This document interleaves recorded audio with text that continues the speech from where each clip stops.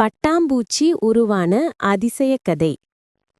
ஒரு செம்மையான தோட்டத்தில் சின்ன பச்சை புழு இருந்தது. அவனுக்கு பெயர் மினி. மினி எப்போதும் மற்ற பறவைகள், தேனீக்கள், பட்டாம்பூச்சிகள் பறப்பதை பார்த்து கண்டு கொண்டே இருப்பான். நானும் இப்படி பறக்க ஆசைப்படுகிறேன் என்று அவன் கனவு காண்பான். ஆனால் அவன் ஒரு புழுதானே, எப்படி பறப்பான்? ஒரு நாள் அவன் மிகுந்த சோர்வுடன் ஒரு இலைக்கு கீழே ஓய்வெடுக்கிறான். அவனுக்கு விசித்திரமான தூக்கம் வருகிறது. மெதுவாக மெதுவாக அவன் உடல் கூடு போல மாறத் தொடங்குகிறது. மினி பயப்படுகிறான். என்னாச்சு எனக்கு என்று நினைத்து அவன் அந்த கூட்டின் உள்ளே தூங்கிவிடுகிறான். நாட்கள் கடக்கின்றன. சூரியன் ஒளி படுகிறது.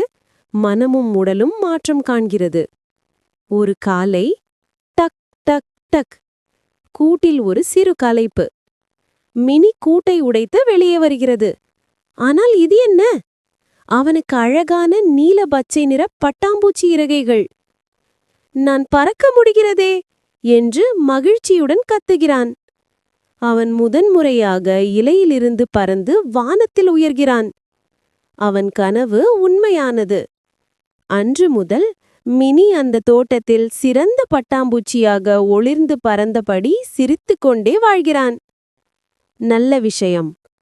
கற்றுக் கொடுத்த பாடம்.